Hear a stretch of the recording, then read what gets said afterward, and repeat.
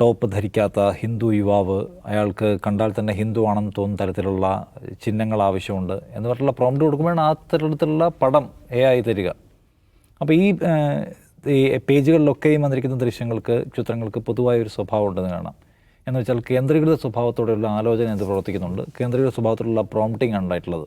ഈ തരം ചിത്രങ്ങൾ ഉണ്ടാക്കി വിവിധ പേജുകൾ വഴി ഓടിക്കുക എന്ന ഒരു കേന്ദ്രീകൃതമായിട്ടുള്ള ആസൂത്രണത്തിൻ്റെ ഭാഗമായിട്ടുള്ള സംഗതിയാണ്. അത് ഏതെങ്കിലും ഞരമ്പന്മാരുണ്ടാക്കുന്നു അല്ലെങ്കിൽ ഏതെങ്കിലും ഫ്രിഞ്ച് എലമെൻറ്റ്സ് ഉണ്ടാക്കുന്നതല്ല, മറിച്ച് കാലം മാറിയപ്പോൾ വിദ്വേഷത്തെ എങ്ങനെ എപ്പോഴും കത്തിച്ചു നിർത്താം, ഏതൊരു കലാപത്തിൻ്റെ മൊമെൻറ്റിലും, അതായത് കലാപം സ്റ്റാർട്ട് ചെയ്യുന്ന മൊമെൻറ്റിൽ റേപ്പുമായി തെരുവിലേക്ക് ആവേശത്തോടെ ചാടിയിറങ്ങാൻ എപ്പോഴും ആളുകളെ ആസക്തരാക്കി നിർത്തുന്ന ഒരു പണി നടന്നുകൊണ്ടിരിക്കുന്നതാണ് നമ്മൾ മനസ്സിലാക്കേണ്ടത്. അപ്പോൾ ഇത് നോക്കൂ, വെറുപ്പ് എന്തുമാത്രമാണുള്ള ആഴത്തിൽ പിടിച്ചിട്ടുണ്ട്. ഇപ്പോൾ നേരത്തെ ബുള്ളിബായുടെ കാര്യം ജിംസ് പറഞ്ഞത്, ബുള്ളിബായ് ആപ്പാണ് അന്ന് വലിയ പ്രശ്നം ഉണ്ടായത്. അതിനെക്കുറിച്ച് വലിയ ഇൻവെസ്റ്റിഗേഷൻ നടന്നു. അതിപ്പോൾ മഹാരാഷ്ട്ര പോലീസ് ഇൻവെസ്റ്റിഗേഷൻ നടത്തി അതിനകത്ത് 8 പേരെ പിടിച്ചു. അന്ന് മഹാരാഷ്ട്ര പോലീസ് എന്ന് പറയുമ്പോൾ അന്ന് ശിവസേന കോൺഗ്രസ് സർക്കാരാണെന്ന കാര്യം ഓർക്കണം, BJP സർക്കാരല്ല. മഹാരാഷ്ട്രയിൽ മാത്രമാണ് നോർത്ത് ഇന്ത്യയിൽ അതിനെക്കുറിച്ചുള്ള ഇൻവെസ്റ്റിഗേഷൻ നടന്നത്. ഇൻവെസ്റ്റിഗേഷൻ നടക്കുകയും പോലീസ് പ്രോപ്പറായി ആളെ പിടിക്കുകയും ചെയ്തത്. ആ പിടിച്ചതിൽ ഒരാൾ IITയിൽ നിന്ന് പാസ്സായി വന്ന എഞ്ചിനീയറാണ്, പിന്നെ ഒരാൾ ബിരുദധാരിയാണ്. അതായത് അതിൽ കൂട്ടത്തിലുള്ള ആളുകൾ ഏതാണ്ട് ബഹുഭൂരിപക്ഷം പേരും 90% ആൾക്കാരും ചെറുപ്പക്കാരും വിദ്യാസമ്പന്നരുമായ ആൾക്കാരാണ്. അവരാണ് ഇതുണ്ടാക്കുന്നത് എന്നോർക്കണം. ഏതെങ്കിലും തലയ്ക്ക് വർഗീയ വിഷം പിടിച്ച വിദ്യാരഹിതരായിട്ടുള്ള ഏതെങ്കിലും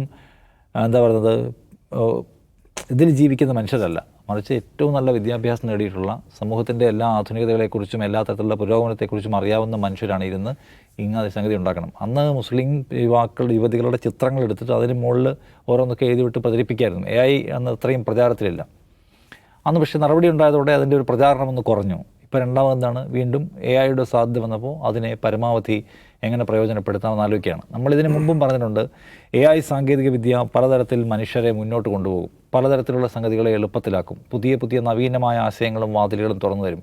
പക്ഷേ ഇന്ത്യ പോലെ ഒരു രാജ്യത്ത്, ഭരണകൂടം തന്നെ വെറുപ്പിന് കാർമ്മികത്വം വഹിക്കുന്ന ഒരു രാജ്യത്ത്, ഭരണകൂടം തന്നെ വ്യാജ പ്രചരണത്തിൻ്റെ മുഖ്യധാരയിൽ നിൽക്കുന്ന ഒരു രാജ്യത്ത് അത് ഗുണപ്പെടാൻ പോകുന്നില്ല. അത് നമ്മൾ കാണേണ്ട കാര്യം. ഇതിനു മുമ്പ് പറഞ്ഞില്ല, അത് വേൾഡ് എക്കണോമിക് ഫോറം ഇന്ത്യയിലായിരിക്കും ഏറ്റവും കൂടുതൽ തെറ്റിദ്ധാരണാജനകമായ ഇൻഫർമേഷൻസ് ഒഴുകി പരക്കുന്നതെന്ന് പറയുന്നു.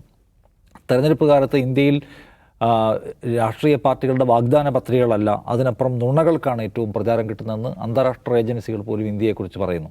അതിൻ്റെ കാരണങ്ങളിലൊന്ന് ഈ റൂളിംഗ് പാർട്ടിയുടെ അടക്കമുള്ള ആളുകൾ വെറുപ്പിൻ്റെയും നുണകളുടെയും പ്രചാരകരായി മുന്നിൽ നിൽക്കുന്നു. ഇപ്പോൾ ഹേറ്റ് ലാബിൻ്റെ റിപ്പോർട്ട് പറഞ്ഞെന്താണ്, 2024 തെരഞ്ഞെടുപ്പ് വർഷം 74% ഇരട്ടിയായിരിക്കുന്നു വെറുപ്പ് പ്രചരണം. അതിൻ്റെ മുന്നിൽ നിന്നയാൾ, ഏറ്റവും കൂടുതൽ വെറുപ്പ് പറഞ്ഞ ആളിലൊരാൾ പ്രധാനമന്ത്രിയാണ്. അങ്ങനെ ഇരിക്കെ വെറുപ്പും വിദ്വേഷവും പ്രചരിപ്പിക്കാൻ സാധ്യതയുള്ള ഒരു AI ആപ്ലിക്കേഷൻ വന്നാൽ അത് ഏത് നിലയ്ക്കും പ്രയോജനപ്പെടാം. അപ്പോൾ അന്ന് മുംബൈയിലെ പോലീസ് 8 പേരെ പിടിച്ചു. വേറെ പല സംസ്ഥാനങ്ങളിൽ നിന്നും ബുള്ളിബായ് ആപ്പുമായി ബന്ധപ്പെട്ട് പരാതി ഉണ്ടായിരുന്നു. വേറെ എവിടെയും പോലീസിൻ്റെ പ്രോപ്പർ ഇൻവെസ്റ്റിഗേഷൻ ഉണ്ടാവുകയോ നടപടികളിലേക്ക് പോവുകയോ ചെയ്തിട്ടില്ല.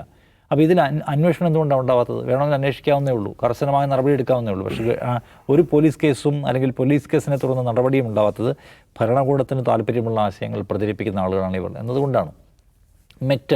മെറ്റയുടെ കമ്മ്യൂണിറ്റി സ്റ്റാൻഡേർഡ് വെച്ച് ഇന്നലെ സംഗതികൾ പ്രചരിപ്പിക്കാൻ കഴിയുമോ? ഇല്ല. നമ്മൾ സാധാരണ ഇപ്പം നേരത്തെ പറഞ്ഞല്ലോ, ഒരു AI ആപ്ലിക്കേഷനോട് പോയിട്ട് നിങ്ങൾ ഏതെങ്കിലും ഒരു ന്യൂഡിറ്റി ചിത്രം ഉണ്ടാക്കി തരാൻ പറഞ്ഞാൽ പോലും മിക്കവാറും ആപ്പുകൾ തരില്ല. അത് കമ്മ്യൂണിറ്റി സ്റ്റാൻഡേർഡിനെതിരാണ്.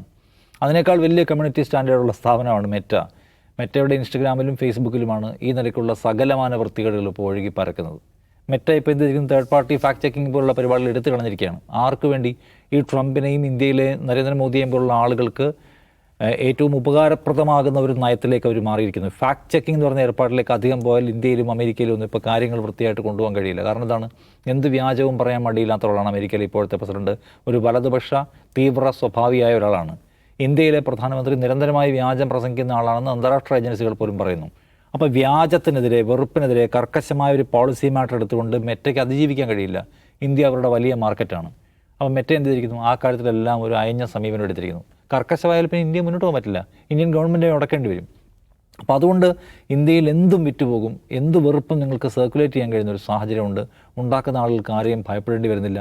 ഇതിനെല്ലാം വലിയ സ്വീകാര്യത കിട്ടുന്നു. ഇതിൻ്റെയൊക്കെ കമൻറ്റുകൾ പോയി വായിച്ചു നോക്കിയാൽ ഹിന്ദു സ്വാഭിമാനം ഉയർത്തുന്നതിൻ്റെ, ധർമ്മം പരിപാലിക്കുന്നതിനെക്കുറിച്ചൊക്കെ കമൻറ്റ് ചെയ്യുന്ന ആളുകളെ കാണാൻ കഴിയും. നമ്മൾ കാണേണ്ടത് വിസ്ഫോടനം ഉണ്ടാക്കാൻ കഴിയുന്ന ഒരു സിറ്റുവേഷൻ അത് കേരളത്തിൽ പോലും ഒരു കൂട്ടം ആളുകൾക്കിടയിൽ ഇപ്പോഴും സജ്ജമായിരിക്കുന്നതാണ്. ഏത് സമയത്തും ഒരു കലാപത്തിൻ്റെ തീപ്പൊരി വീണാൽ അപ്പുറത്തെ വീട്ടിൽ പോയി ഇടിച്ചു കയറാനും അവരുടെ സ്വത്ത് കൊള്ളയടിക്കാനും കുഞ്ഞുങ്ങളെ കൊല്ലാനും സ്ത്രീകളെ റേപ്പ് ചെയ്യാനും മടിയില്ലാത്ത, അത് നമ്മുടെ ധർമ്മമാണെന്ന് വിചാരിക്കുന്ന ഒരു കൂട്ടം ആളുകളെ സൃഷ്ടിച്ചുകൊണ്ടേയിരിക്കുന്നു ഈ അറ്റ്മോസ്ഫിയർ. അതിൽ ഭരണകൂടത്തിൻ്റെ പങ്കാളിത്തമുണ്ട്. കേരളത്തിൽ പോലും നിസ്സംഗമായി നിൽക്കുന്ന ഭരണകൂടം അത്തരം ആളുകളെ സൃഷ്ടിച്ചെടുക്കുന്നുണ്ട്. കഴിഞ്ഞ ദിവസം ഫേസ്ബുക്കിൽ നമ്മളുടെ കുറിപ്പ് കണ്ടില്ല, അതായത് കുട്ടികളാണ് മുഴുവൻ കുഴപ്പമെന്ന് പറയുമ്പോൾ വെറുപ്പ് തിന്ന് ഏത് സമയത്തും അപ്പുറത്തെ വീട്ടിൽ കയറി കലാപത്തിൽ സ്ത്രീകളെ റേപ്പ് ചെയ്യാമെന്ന് വിചാരിച്ച് നടക്കുന്ന മുതിർന്നവരെ കാണാതിരുന്നുകൂടാ. അപ്പോൾ അത് വലിയൊരു പ്രശ്നമായിട്ട് ഇന്ത്യയുടെ മുമ്പിലുണ്ട്. അതിനകത്ത് ഭരണകൂടം എന്തെങ്കിലും പ്രോപ്പർ ആക്ഷൻ എടുക്കുമെന്ന് വിചാരിക്കാൻ കഴിയുക. ഒന്ന് AI ഉപയോഗിച്ചുകൊണ്ട് നിങ്ങൾ സോഷ്യൽ മീഡിയയിൽ ഈ വെറുപ്പ്, സൻസദുകൾ സംഘടിപ്പിച്ചുകൊണ്ട് സന്യാസിനിമാരായിട്ടുള്ള ചില ആളുകൾ നേരിട്ട് പ്രസംഗിക്കുന്ന വെറുപ്പ്, ആയുധം കരുതി വയ്ക്കൂ, കൊല്ലാൻ നമുക്ക് ആവശ്യം വരും എന്ന പ്രചരണം നടക്കുന്നു. അപ്പോൾ ഇന്ത്യയുടെ ഒരു സമകാലിക സാഹചര്യം എന്താണെന്ന് മനസ്സിലാക്കുക. ടെക്നോളജി മുന്നോട്ട് പോകുമ്പോൾ ലോകത്ത് മുഴുവൻ മനുഷ്യരും ടെക്നോളജിയെ വളരെ പോസിറ്റീവായിട്ട് പ്രയോജനപ്പെടുത്താൻ ശ്രമിക്കുമ്പോൾ ഇന്ത്യ അതിനെ എന്തുമാത്രം ഇത്തരം സാധ്യതകൾ, സ്വന്തം പൗരന്മാരെ തന്നെ വിഘടിപ്പിക്കുകയും അവരെ സൃഷ്ടിക്കുകയും അവരെ ആക്രമിക്കാൻ ആഹ്വാനം ചെയ്യുകയും അവരെ റേപ്പ് ചെയ്യാൻ ആഹ്വാനം ചെയ്യുകയും സ്ത്രീകളുടെ അന്തസ്സിനെ ബഹുമാനിക്കാതിരിക്കുകയും ചെയ്യുന്ന വലിയ പ്രവർത്തനങ്ങൾക്ക് അതിനെ ഉപയോഗപ്പെടുത്തുന്ന സമകാലിക യാഥാർത്ഥ്യമാണ് നമ്മുടെ മുമ്പിലേക്ക് ഇത് വെച്ച് തരുന്നത്.